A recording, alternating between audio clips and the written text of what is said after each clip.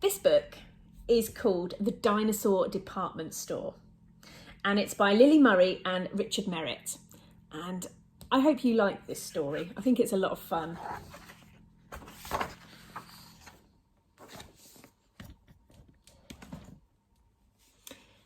Eliza Jane was an unusual child.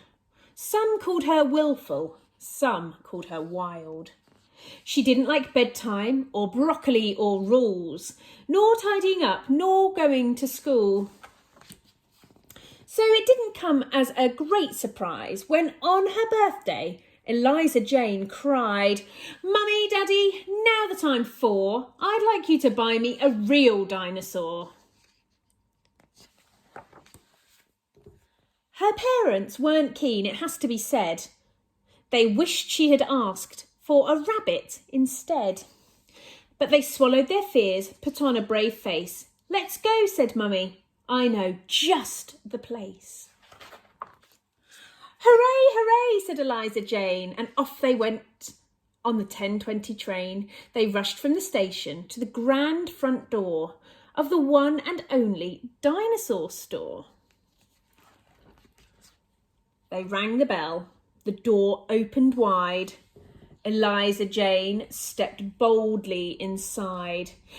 They were met by a man in a long velvet cloak who twirled his moustache and smiled as he spoke. "Mr. Magosaurus, here at your service. Welcome, my dears. No need to be nervous. Come with me on my magical tour of the dazzling Dinosaur Department Store." Look at that. He pulled back the curtain with outrageous flair. Roars and hisses zipped through the air. "So much to see, it'll make your head spin. Are you ready, dear friends? Then let us begin. We have huge ones, scaly ones, dinos with beaks, sweet little fluffy ones, squeak, squeak, squeak. Fang-toothed carnivores grinding their jaws, rip-roaring raptors with sharp slashing claws. Honking hadrosaurs playing in herds, tiny feathered theropods squeaking like birds. A plesiosaurus feasting on fish. Yikes, Spinosaurus! Give that one a miss. Huge stomping sauropods stretching their necks, bigger than houses, the gentlest of pets.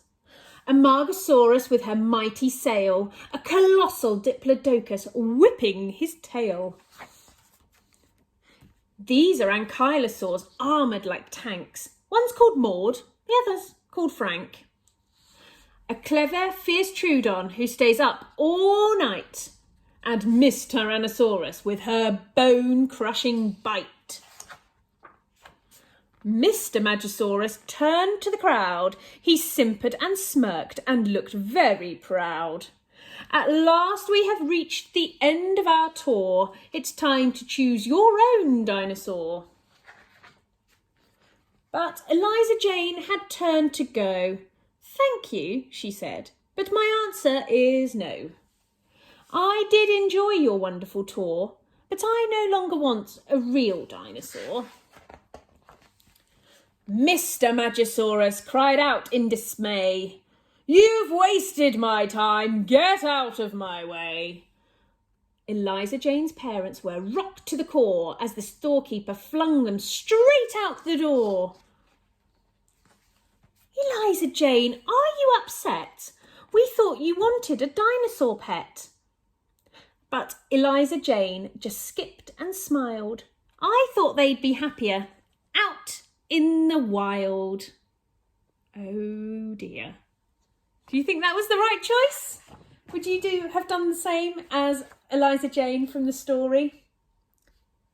Now I wonder, if you were given the option of having a dinosaur as a pet, which type of dinosaur would you choose?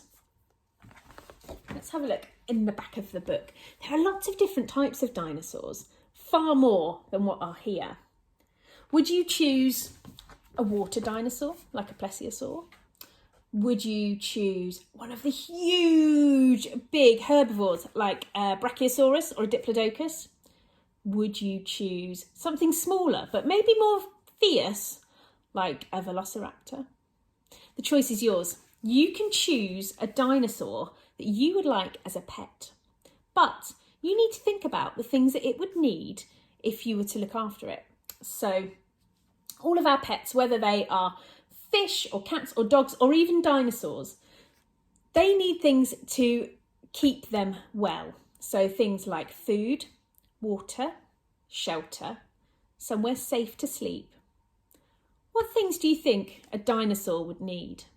That is going to be your work for today.